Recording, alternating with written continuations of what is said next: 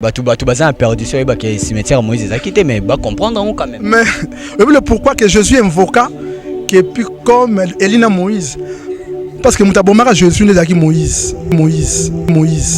Parce que mutabomara Jésus n'est qui Moïse. Jésus Moïse. Oui. Toutes les montagnes nuances au Bible et comment.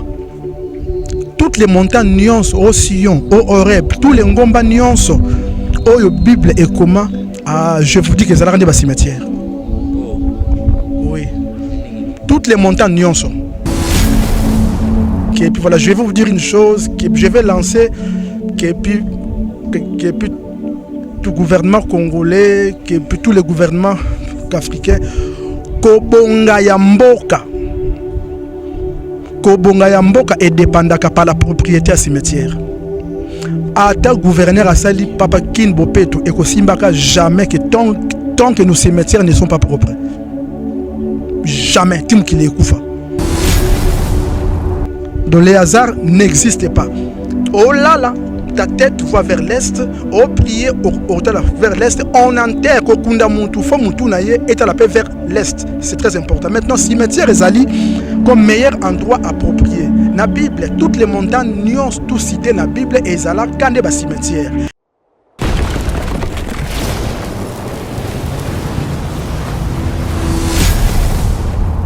Chez Bissou Télévision, chaîne Oyo Kokani na yo. Mbote, balanyo c'est chez Bissou TV. Boy malamu na mission na bino réponse à nos questions. Yande kona bino Brad Bumba, obo mesana ko benga mingi na kombo ya le mathématico de la presse. Donc, c'est un réel plaisir de savoir que vous êtes tellement nombreux de nous suivre partout au monde. Vous êtes au Canada, vous êtes en Chine, vous êtes en France, vous êtes partout na mikolo na bamboka tellement ébélé. Alors, et ça la biso sengoye ba ke bolanda rabiso to mona on a ba commentaire ba bonne année na bino. Merci beaucoup. Plus de 107 000 abonnés. On vous demande aussi de vous abonner massivement. Donc 108 déjà ba to signaler nga to atteindre donc kalaté 110 000. To senga bino pena ba pardon bo s'abonner massivement pour actualité à solo, actualité sociopolitique, socioculturelle, religion, nyo c'est ça awana kati ya chez Bissou TV. Merci à toute l'équipe ya chez Bissou TV. Chic Moukadi, il est là avec nous. D'ailleurs, il nous assiste aussi. Il est à notre côté. Enoch Mata derrière la caméra. Merci à toi. Merci à Yves Ipan, il est là avec nous. Il nous assiste. Alors voilà, aujourd'hui, on est là avec le docteur Brown. Qui est le docteur Brown? On est là, on va le découvrir ensemble. On va parler sur cimetière. Mal compris. Donc, tu as la cimetière, tu comprends bien tes cimetières, ils sont nini. Tu as docteur Brown. Déjà, la question beauté, papa. Mbote, merci, bonjour. Bonjour, bonne santé, papa. Oui, ça va, Dieu fait grâce, merci. Bonne année, hein, meilleurs vœux 2021. Enchanté, merci, qui peut vous pareillement. Voilà. Alors, je dirais la première fois de vous recevoir chez nous, sur chez Bissou TV. Alors, présentez-vous devant nos téléspectateurs, nos abonnés. Qui est réellement le docteur Brown? Okay, merci beaucoup. Là, je me présente, je suis docteur Brown Ngoma, qui est puis professeur, qui est puis voilà, qui est puis exorciste et maître spirituel. Bref. Ah, et là, tu es maître spirituel. Vous comprenez tellement la spiritualité, si on peut le dire. Alors, on va parler sur cimetière. Mal compris. Premièrement, Vantobanda, cimetière est anonyme. Cimetière, c'est-à-dire que meilleur endroit à kolala, qui est meilleur endroit à kolia, qui est meilleur endroit à kosambela, à vivre. Cimetière. Oui. De repos il faut il faut bien sûr, parce que là, comme j'avais dit, cimetière mal compris. C'est mal compris parce que je voulais juste épingler, je n'aurai pas beaucoup de temps avec vous. Donc juste, je vais à ce que je parle d'une manière aléatoire afin que les gens me comprennent. Que cimetière est anini, que puis Kobali Sayango avec la montagne de prières, que puis Batundinga qui n'a pas que Sambela pina mangengenge. Qui est pina bangomba ko ressemble des alliés de une connaissance qui est incomprise pas ya bande na biso ba chrétien pas ya bande ko belé ba kendaka ko sambela pena bangomba o comment la penze mbumoko boye pe beti ke pli kolo ya ngomba a kolo Yesu et tout ça tout manque à connaissance mutu donc ramener batu tiko yemba na titi nzembo bongo ke likolo ngomba ke nzamba ya nolaka mutu c'est archi faux. Nzamba ya nolaka na cimetière. Non, non, Nzamba anolaka mutu à travers la connaissance. Parce que beaucoup de gens ne savent pas puis voilà comment prier. Tu parler sur prière, tu maintenant un peu d'une manière. Tu au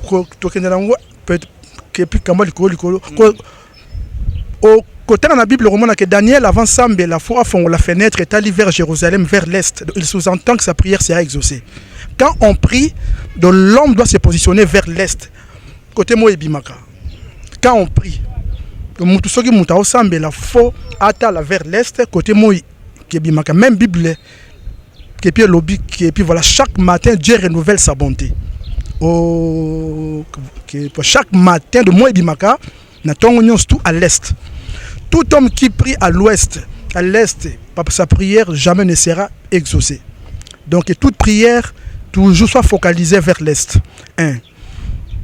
Et puis encore deux, kokene luke longanzambe nangomba eza buzoba que de manque et puis voilà manque de connaissance. Bon gros si que mboka OK que ngombe zate. O kosambela te, pongombe zate. Tozonga mukino na kati ya cimetière parce que tango lo babongo na landa témoignage moko ya papa na biso Sakombi alobi ke ye abanda ko kende kolia na ba esprit na kati ya ba cimetière aina nzungu amona pembe ko yeto kalikola ba tombe. Alors tango lo bina biso na mal comprise to comprendre cimetière ndenge ni parce que ton ozonga na ba exemple wana eza place ba pasala ba incarnation ba incortation ba blo moi bongo yo ngome mabiso ndenge ni. Non, non, ce n'est pas du tout ça. Parce qu'en principe, que lumière et ténèbres marchent toujours de pair. Bazali ba vrai ami. Que puis voilà, Nzambe bazali comme ami à Satan, que Satan pas bazali comme ami à Nzambe. Donc ils marchent toujours de pair. Alors je voulais dire quoi? Que je voulais dire que toutes les montagnes nuances au Bible et comment. Toutes les montagnes nuances au Sion, au Horeb, tous les ngomba nuances au Bible et comment. Je vous dis que ça a rendu cimetière. Oh. Oui. Toutes les montagnes nuances. Oh yo yebi na Bible. Oh Kengomba Golgotha, au Sion. Titi. Au Golgotha qui est pour au Golgotha signifie comme une montagne de crâne. On va comprendre que montagne de crâne,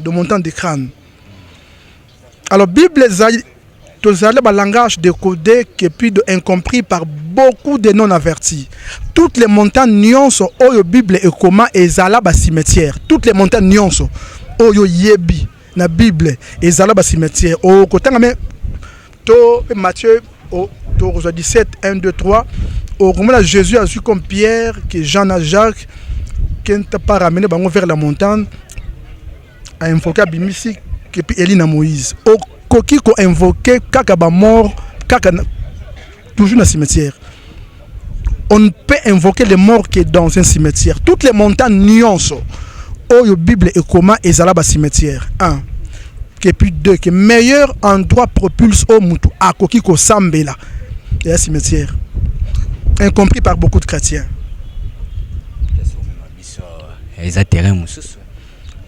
Non, non. Donc, les alliés enseignement malamu que tu vas comprendre donc comment prier Dieu. Mais moi, je suis exorciste, donc voilà, c'est mon travail. Moi, je fais ça. Je suis consulté par beaucoup de gens parce que moi, je vis à Paris. Je vis en France. Donc voilà, Batulanga à Paris, Bayebinga, Bayebi, Batulanga à Hollande. Donc il y a Bruxelles, il y a Moulenbeek, il y a Louise, qui voilà. Na kokende na yango en finalité pour na to percer malamu puis voilà, je vais vous dire une chose que je vais lancer que puis tout gouvernement congolais que puis tous les gouvernements africains kobonga ya mboka est dépendaka par la propriété à cimetière. Ata gouverneur asali papa kin bopeto et kosimbaka jamais que tant que nos cimetières ne sont pas propres. Jamais tim qui les koufa. Donc pour parler avec des esprits pona ko eloko mohobo ndenge tobele parce que tant on ba biso ba montagne nyonso ne ezaki ba cimetière lelo ba montagne wana ezaka susute et ba cimetière ezaka susute comme ba montagne ba place wana parce que lelo ba cimetière ototikali nango yesu po bato baza ba chrétien pour ba répondre bango faut ba kina cimetière à Kitambo Pongai na belela mutu moko boye. Non, la maman na biso. Fona quelqu'un na cimetière kitambo boya royate. Papa, je voulais dire quoi? Tu parlais sur la prière comment mouké. Tu comment on prière, tu comment prier, et puis comment enterrer, et puis voilà. Non, on va développer ça, papa. Tu redévelopper, c'est-à-dire quoi? Que dans cimetière, kokunda mutu na cimetière, il faut qu'on installe que mutu na ye est à la vers l'est. Pour après 40 jours, quand j'ai un Samaël ayaka, à côté la manière makula mort, a bengiye que papa Jean. Nana ayaka. Ange Samaël. Ange Samaël. Azal ange ni. Ka ça Jean Zambet. Ah d'accord. Akoya a bengi Jean Lamuki, akoya na livre que puis ciseaux a kokata yo mutolo. A kokata yo mutolo. Alors de couper yo que puis lien comme entre le monde physique Et le monde spirituel. Que puis le monde spirituel. Et ça la bon aussi koyo. Tout ce que nous faisons on se basé toujours sur les principes appropriés par rapport à Yandenge Mukile Sengela Totambola. On prie vers l'est, on enterre l'homme toujours tête vers l'est. Kola la paye yope, kembetu na yope fo mutu, toujours vers l'est. O kochambetu na yote ke mutu est à la boy. Oh boy, non. Et puis je vous l'apprends, donc et puis voilà, réfléchis bien. Sur moni que quoi le Mumba que puis voilà, c'est pas pour rien que Bachela en groupe est à la vers l'est. Donc et un langage de les hasards n'existe pas. Oh là là, ta tête voit vers l'est, au prier vers l'est, on enterre kokunda mutu fo mutu naye est à la paix vers l'est. C'est très important. Maintenant cimetière ezali comme meilleur endroit approprié. Na Bible, toutes les montagnes nuances tout cité na Bible ezala kande ba cimetière. Mais incompris pas y a pasteur na biso donc tout boy mende que biso donc nous des prêtres on connaît ça que puis voilà que meilleur endroit côté les sous moins à la raté des cimetières. Parce que tout est mal c'est que mort wana bazara plus puissant plus fort que nous les physiques boy. Tozali na trois vies comme avant pendant et après. Que puis voilà beaucoup de gens vous prêchent que voilà mutu so mutaku fi que silité. Quelle est la plus belle vie? Donc voilà. Avant, vrai non. Plus belle vie c'est comme après. Donc il y a un autre cimetière les si comme la vie na biso lobby et au dépendre de la bonne marche na biso lelo. To ko parler sur karma pe un jour na ko ken na bino na muzindo trop sur karma na dharma. Ka après mutula mutakufaka akei qui de la peau. Tozali na 8 mondes. À part monde physique, pendant comme 7 mondes encore. Dans monde physique, monde éthérique, qui est puis tout le monde astral, monde christique, monde bouddhique, monde cosique et qu'est-ce que c'est? Tous les 8 mondes ont une nuance. Adresse na yo ya awa donc na lemba soka veni Jean numéro 12 pas poser à adresse na tous les restes de tous les 7 mondes la nuance. Car na butu pondo ki alia yo akoluka yo te alemba akoluka yo na lemba mais na monde éthérique o ya adresse na yo a koboma yo kufi. Or et loko comme elle a jamais mutu na vie que ça est passé par songe. O comment na soki yo tambola o mono za 2 que voilà yo na ombrage na yo. O voilà de vrai yo ndé ombrage. O vrai yo te. Yango na tuna question mo tango lobelo mo bongo. En fait na philosophie batang sabise lo mo babi to na 2 mondes, monde réel na monde des esprits. Mais yo même soti na ba 8 mondes. Tozali na monde des philosophie wana. Tozali na monde des esprits ali englobé mais en soi on a comme 7 mondes qui puis 7 corps. Que puis c'est comme incompris par beaucoup de gens. Tozali na to ke nango na malembe. Tozali na 7 corps, 7 mondes, et puis 7 lola. 7 enfers. Oh, non. 7 donc voilà 7 donc 7 lola, 7 lola. Non, 7 lola que puis on a encore comme 12 mondes des anges, comme 12 mondes angéliques. OK, sikoyo pour nous faire comprendre yo comment muke au moment Jésus ba tout que maître to semble ndeni. En fait, Jésus répondit que voici comment vous devez prier, que notre Père qui est aux cieux, au pluriel. Papa Nabiso Nabalola. Papa Nabiso Nabalola. Mais tous les 7 cieux est dévoilé par Enoch. Enoch. Pour tous les bâtiments, ça tout. Matin de Jésus, Enoch na. Que puis Élie. Que pour. Na mutu tout ange de la mort a visité tout le monde chaque jour. Ange de la mort visite tout le monde tous les jours comme 4 fois. Tous les jours, ange de la mort visite tout le monde 4 fois. À 5 heures, à 11 heures, à 16 heures, à 18 heures. Chaque jour, il n'attend que tout le monde est visité par l'ange de la mort. Chaque jour, il visite les gens. Chaque heure, on est en utilité. Explique-nous un peu. Pourquoi 5 heures, pourquoi 16 heures, pourquoi... Les musulmans qui sont avertis, toujours dans il y a visite ange de la mort qui est RP, les musulmans qui sont belaka. Pas la différence entre prière et adorer. Donc, tout est pour... Il vient à chaque instant là juste pour au cas où aucun débat. Non, devoir n'est pas. Donc il est censé de venir visiter tout le monde à telle heure, à telle heure, à telle heure, à telle heure, à telle heure, à telle heure, mais tu vas vendre sur les cimetières kaka. Pour voilà, cimetière est comme on dirait meilleur endroit qui puis voilà propulse pour na mutu asambela afin que sa prière soit exaucée. Pour prière na yo kinzambe ayoka yango cimetière. Oh comment na suko pas il y a ba chrétien il y a non averti. Oh comment na keli kolo ya ngomba kolo Yesu okiti saka moto. Toutes les montagnes étaient des cimetières. Voilà, merci beaucoup.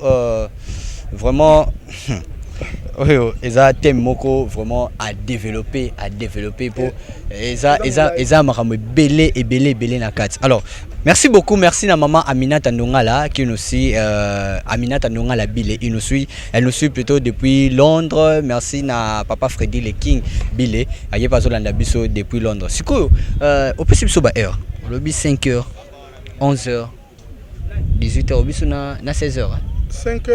5h 11h, 16h, 18h. Voilà. Merci quoi. Bon, là, il m'a confiné à minuit. C'est Angèle qui n'a été. Donc, je comprends que tu ne me comprends encore pas jusque-là.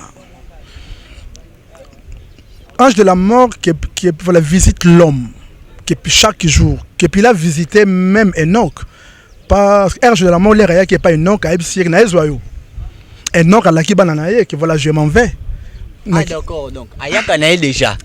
Ce qui déjà y est, ah d'accord, je comprends donc. Ce qui y est na y ata er ni no kufi mais Ayaka déjà. Ayaka na ba er wana qui puis voilà qui est bien détaillé. Que ça bon pas. Tozali na monde des anges que puis voilà monde des anges zali incompris par beaucoup de gens. Que beaucoup de gens qui prêchent na qui papa moraté qui soki qui cimetière à Moïse et banité boy. Oh donc oui, banité pas il y a muta yebité. Cimetière Moïse ça.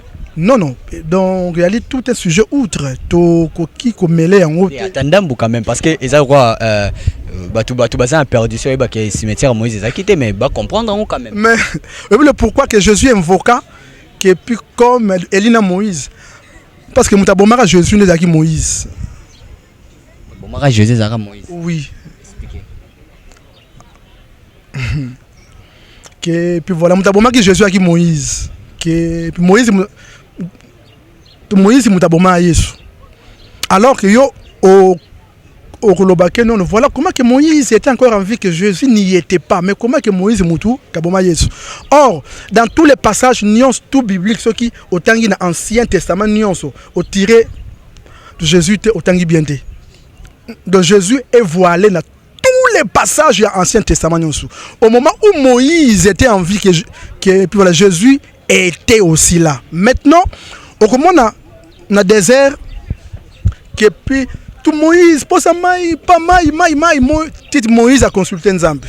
Nzambe, Ok, ne frapper rocher wana comme 2 fois avant que de l'eau jaillisse. Et puis voilà, Moïse arrive comme moi, et puis quand les cas qui est, et puis voilà, Dieu dit que frapper rocher comme 1 fois, que Moïse a petit rocher 1 fois, 2 fois. Or, Nzambe yemo comme talobaki que voilà Moïse, que je fais de toi un Dieu et je fais d'Aaron comme ton prophète. Or, Liban de Jésus. Donc, papa frapper Jésus comme 1 fois symbolisé comme la naissance, abomier l'issous. 2e fois, papa Nzambe asiliki, osali boye pona nini, au monde comme terre promise, au tate. Ti vivant Jésus, et là que boma qui Jésus a qui la loi de Moïse.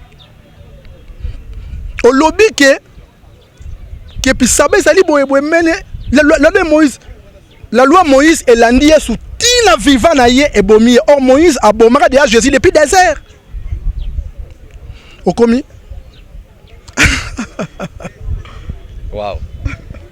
Voilà, en tout cas, si je il faut te développer vraiment ma casse. Mais tout ce qu'il y a dans le cimetière. Balobaka, bisope tozai ki loko la bino. Na cimetière nde bakotaka. On dirait bisoto mise à place en haut. Mais faut te baka bisope to ti place wana. Expliquez biso. Na liginde ke batu ba comprendre pas ce que batu belé au komona ba koloba. Oh, mais tout le monde fait ça. Or que Dieu n'habite pas dans la majorité, Dieu est minoritaire. Je vous dis que Dieu n'habite pas dans la majorité, Dieu est minoritaire. Alors cela veut dire quoi? Na cimetière l'air beaucoup de mutu, beaucoup qui coche la yé bétonté. Cocha béton c'est tout un emprisonnement. Bokangié. Mais muta kufi fa pema. Yo ozo la biso. O kufi pemi. So bachelo béton yo za poso bimo yesu wapi. Non non mutu soki ki beaucoup de mutu. Boche ma belé. Beaucoup ça la terre que voilà que perd tomba la béton bokangi en bouffe. Non, vous emprisonnez son âme. Donc il faut que boche ma belé. Excusez-moi de attaque encadré en godo. Na likolo wana il faut que ma belé ezala boko ki kocha yango ke béton te là vous emprisonnez automatiquement son âme. Kundara botumo matiti boyene basalaka. Si deux encore. Na cimetière il n'est pas bon. Il y a Okundi Moutou qui boche croix. Mais yo non, mais tout le monde aussi fait ça. Kocha croix te non pour nani. Si vous l'emprisonnez aussi. Papa, je vous dis que des choses vraies et alors vraies.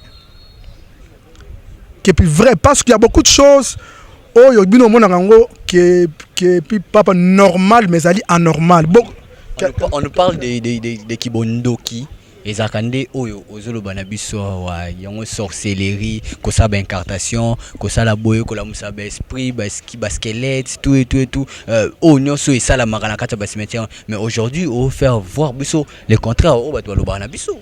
Mais bien sûr la parce que nzamba vandaka jamais la majorité que Dieu habite dans toujours la minorité. Oh comment on a que papa que majorité nuance entre Jésus et Barabbas. Tout kanani majorité le baginin. Tout Barabbas, mais la minorité que Jésus. Papa, je vous dis que Dieu n'habite pas dans la majorité, que Nzambe avant dans la majorité, que Dieu est minoritaire. Êtes-vous chrétien? Non. Nazali donc comme croyant en Dieu et en Jésus. Mais chrétienté pas Jésus qui chrétienté.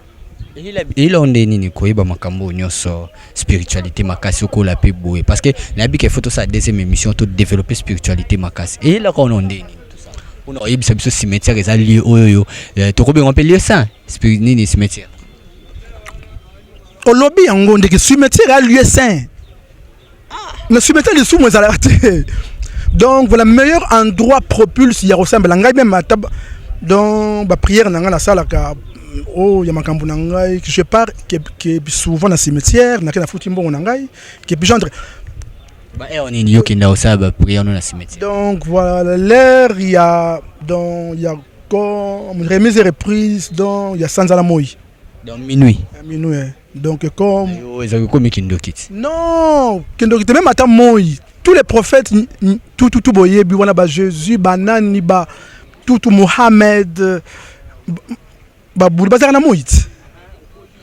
to kotanga jour mususu pena to reparler sur les 7 cieux na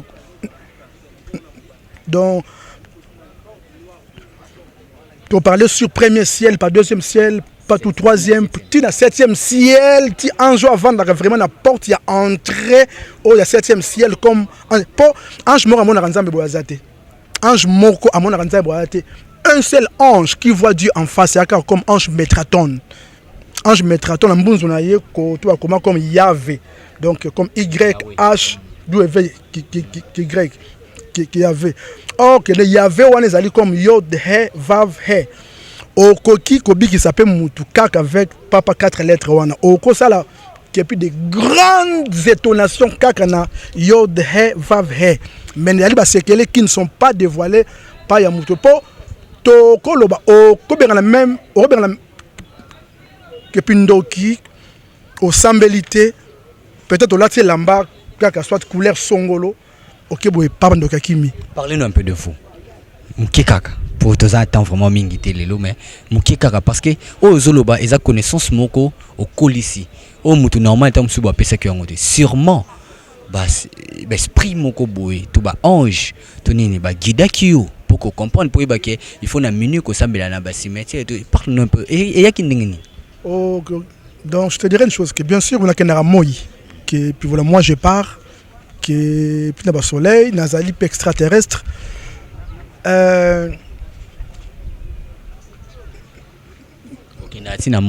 oh, que si je voyage qui est beaucoup voir même là, je vois les Kimbangu qui est puis Mohamed qui est puis tout le monde papa nzamba zali kaka moko on n'a pas de Dieu car on a battu mutunde que baswa na kao tengangi mangiste kengai que musulman tous les livres sacrés parce que voilà comme on a tu comprends la bonne comme un livre sacré hein? Donc tous les livres sacrés n'y sont le bela 40 nzambe au romana quand dans la Bible que notre père qui est aux cieux boy au islam qui est puis Coran donc Coran est lobby comme dans la première sourate Al-Fatiha lobby que bismillahir rahmanir rahim au nom de Dieu les cléments et les miséricordieux na kombo ya nzambe mende tozali na aucune religion oyo héberge nzambe à 100% zate aucune dans toutes les religions ali dans na comme une portion nzambe mouké donc Dieu existe dans toutes les religions du monde. Comment faire pour comprendre Dieu, pour prier le bon Dieu? Pour comprendre il faut apprendre. Mais bien sûr les anges qui m'ont appris parce que moi j'ai fait de voyage astral. Puis voilà moi j'ai fait de voyage qui astral pour na yo to rosayo sur l'autre ndoto. Peut-être que garçon na kabeli mbongo. O lamu ki vraiment na moni mbongo na ndoto. Mais tozali pe na ba prière qui connaissance oyo que non o loti papa ndoto o zimbongo o lamu ki pose yango ya solo. Mbongo wana kanisa keno o zimbongo wana je vous dis vrai toza makambo to ko dévoiler wa et ko embrouiller ka moi mitoa batu po to comme un moment oh donc il y a donc que tout doit être dévoilé, tout doit être enseigné. Je te dirais une chose, comme c'est qu'elle est. Tout pasteur nyons oyo okoyo kakeno akenara Israël. Aza nzambete. Israël est loko kuna et loko malonga zate nzambe. Par contre nzamba zalate. Aujourd'hui en Israël kenzamba zate. Tout pasteur nyons oyo okoyo kakeno akenara Israël. Aza nzambete. En Israël aujourd'hui il y a pas Dieu. Parce que na Congo nzamba ça. Hein? Yo yebio voyage ko sala ba voyage tout na Congo nzamba ça. Aujourd'hui dans le monde kenzamba na Congo. Aujourd'hui que dans le monde entier que mukili mobimba kenzamba zali awa na Congo. Tout homme de Dieu, tout soi-disant homme de Dieu qui part en Israël à qui visite na Jourdain, à qui boye aza nzambete pour en Israël aujourd'hui, il y a pas Dieu. Voilà. Alors, pour finir, pour na lelo, pour te continuer, nga pena na sengi to continuer, pour nga vraiment, en tout cas, il faut te lobela yango makasi, to ki na ba point, pour il faut même ambition na ba 7e, pour na biti so yomo pour komarati na 7e ciel wana. On parlait sur premier ciel les alara que la première ciel, na ndemu na mukika. Au premier ciel, tozali na comme 200 anges oyo ba surveiller ba dépôt de neige. Que le premier ciel est tellement exorbitant et les quitte tous les océans nions sur terre. Tozali comme que 200 anges qui surveillent uniquement les dépôts de neige. Si tu ne pas deuxième ciel, troisième ciel, on comprendre pas. Enfer na paradis. Et ça en face boy. Et là na donc on est mon à l'ouest. Nous avons na katikati omoni pena morobo. Tu parler sur yango. Voilà, merci beaucoup na babonné na biso nyoso. Malo baboy, le rabo faut bozonka ana katia chez Biso TV. Donc voilà, on est arrivé vraiment à la fin. Merci beaucoup na prophète Ezekiel Azawa ko assister Biso. Merci à vous. Merci na babonné na biso ya chez Biso TV. Alors, papa, un dernier message sur Kezali pour na lelo. Pour na promettre tout déjà tozo ngana vraiment tout ça la émission. Numéro de téléphone nous sur le cas contacter. Zali WhatsApp nanga Zali que plus 31 donc non plus 33 75 85 83 943. Plus 33 75 85 83 943 de WhatsApp nanga yangwana qui puis comme nanga docteur Bron Ngoma qui voilà je suis à vous. Et puis j'habite Paris, donc c'est monsieur sur Orge, mais je suis à Kinshasa, donc il y a un temps que je suis en vacances. Est-ce que ça mène à cimetière ou à Bisso pour appeler l'esprit à Makassi? Non, j'avais été invité par certaines personnes pour. Je sais que l'esprit à Bisso ou à Congo, donc au Québec, Kamba, au Québec, au Équateur, au Kewapi, donc au Kina cimetière ou à protéger au pays. Non, je veux dire une chose, papa, protection à la connaissance. Protection, la connaissance pas parce que Jésus l'air ba wuti na ngambo mai ba traverser mai amoni fou le gabada wana okumna fou wana fanda kaka na ba cimetière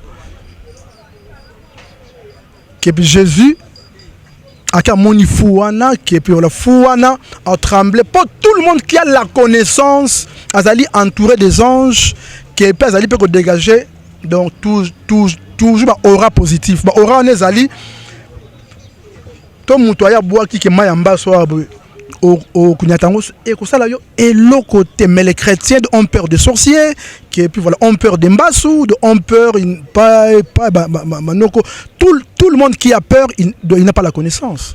Tout le monde qui a peur n'a pas la connaissance. C'est par là que on met vraiment fin à entretien de mission Mokola Lelo et mission Lelo. Merci beaucoup na Enoch Mata qui était derrière la caméra. Merci à toute l'équipe chez Biso TV. On se retrouve prochainement pour un nouveau numéro. D'ici là, portez-vous bien. Bye bye. Merci.